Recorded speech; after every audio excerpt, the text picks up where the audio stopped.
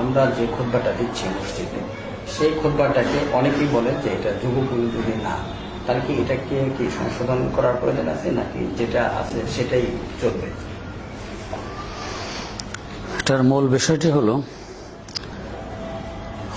যারা বলেন খুতবা যুগ উপযোগী হতে হবে, অর্থাৎ যে এলাকায় খুতবা দিয়ে ওই এলাকার ভাষায় হতে হবে, এটা আসলে উদ্দেশ্য। আর সমসাময়িক রাজনীতি বা দেশের অর্থনীতি সব মেলাই হবে। এখন প্রশ্ন হলো যে খুতবার উদ্দেশ্য কি আসলে বক্তব্য অর্থাৎ ওয়াজ, নাকি এটা একটা ভিন্ন ইবাদত যাকে বলা হয় জিকির? ওয়াজকে আরবিতে বলে তাজকির, আর ইবাদত হলো জিকির। তাহলে খুতবা কি জিকির নাকি তাজকির, এটা আগে সিদ্ধান্ত নিতে হয়। যদি খুতবার তাজকির হয়, ওয়াজ হয়, তো তাহলে ওনাদের দাবি ঠিক। আর যদি খুতবার তাজকির না হয়ে জিকির হয়, তাহলে ওনাদের দাবি ঠিক নয়, এটা অবাস্তব একটা দাবি। এখন আমরা যদি কোরআন হাদিসের দিকে লক্ষ্য করি, আমরা দেখি কোরআন হাদিসে খুতবাকে জিকির বলে উল্লেখ করেছে, তাজকির বলেনি, ওয়াজ বলেনি। যেমন জুমার ব্যাপারে কোরআনে কারিমে যে আয়াত আছে, ইজা নুদিয়া লিস-সালাতি মিন ইয়াউমিল জুমআতি ফাসআউ ইলা যিকরিল্লাহ, জিকির। এখানে যিকরুল্লাহ মানে হলো খুতবা, খুতবা শোনার দিকে দৌড়ো, যা খুতবা শোনো। 2 নম্বর হাদিস শরীফ, যেমন বুখারী শরীফে আছে, ইজা খারাজাল ইমামু হাযরাতিল মালায়েকাতু ইয়াস্তামিউনা যিকরা, ইমাম যখন বের হন খুতবা দেওয়ার জন্য, তখন ফেরেশতারাও কান পেতে জিকির শোনেন। জিকির মানে এটা একটা ইবাদত। 3 নম্বর ইজা খারাজাল ইমামু তাবু সুহুফাহুম ওয়া ইয়াস্তামিউনা যিকরা, এটাও বুখারী শরীফে আছে। ওনারা যে লেখেন মানুষের আমল, এটা বন্ধ করে দিয়ে জিকির শোনেন। 5 নম্বর ইমাম শামসুল আইম্মা আস-সারাকসি, অনেক বড় একজন ইমাম ছিলেন, মেধাশক্তি এই পরিমাণ ছিলেন। ওনার কিতাব আমাদের এখানে রাখা আছে, ওই পাশের সোনার রঙের সুন্দর কিতাবটা, ওই পাশের, এটা 30 খণ্ডের কিতাব। উনি লিখতেছেন ওনার কিতাব, এই কিতাবের মধ্যে আল মবসুতের মধ্যে উনি লিখতেছেন, লানা আন্নাল খুতবাতা যিকরুন, খুতবা হলো জিকির, তাজকির নয়। এটা ওয়াজ নয়, বক্তব্য নয়, এটা হলো জিকির। আচ্ছা, এরপরে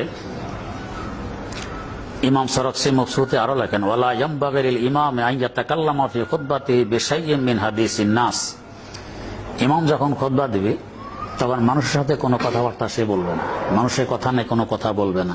কেন? বলে আন্নাহু যিকরুন মানজুম, এটা হলো একটা ইবাদত, ইবাদতের মধ্যে ওখানে কথা বলা যায় না।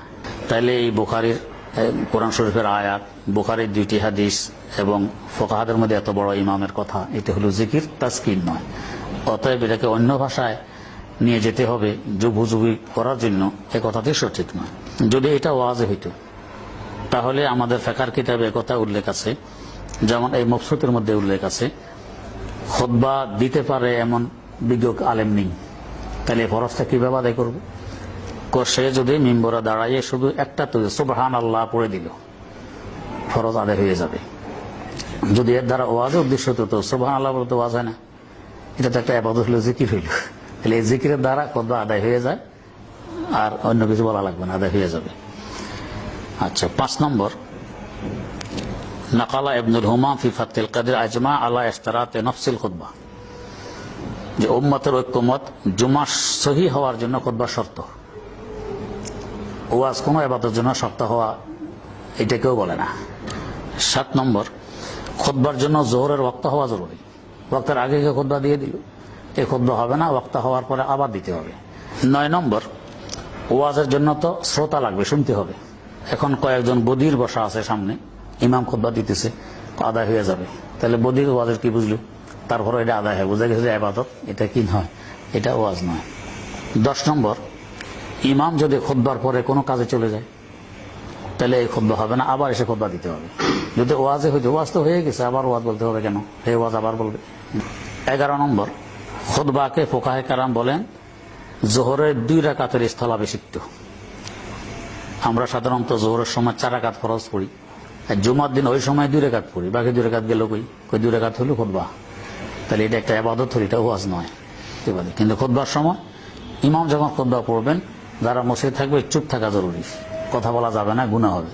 তাহলে বুঝে এটা ওয়াজ নয়। ওয়াজের ভিতরে কথা বলে কি গুনাহ হয়? সাহাবায়ে কেরামের যুগ ইসলাম বেলুচিস্তান পর্যন্ত এসে গেছে, এদের বেলুচি ভাষা। ইরানে পৌঁছে তাদের ফার্সি ভাষা, সুদানে পৌঁছে তাদের সুদানি ভাষা। কিন্তু ওই সমস্ত এলাকায় অন্য ভাষায় কোনো সাহাবী তো খুতবা দেননি, আরবিতে দিছেন। হ্যাঁ, তো যদি এটা ওয়াজে হইতো, যে এলাকার যে ভাষা সেই ভাষায় দিতে হইতো, সাহাবায়ে কেরামে দিতেন, তো ওনারা দেন নাই কেন? তাহলে বোঝা গেছে এটা হলো ইবাদত, এটা ওয়াজ নয়, এই জন্য ওনারা ভাষা পরিবর্তন করেননি।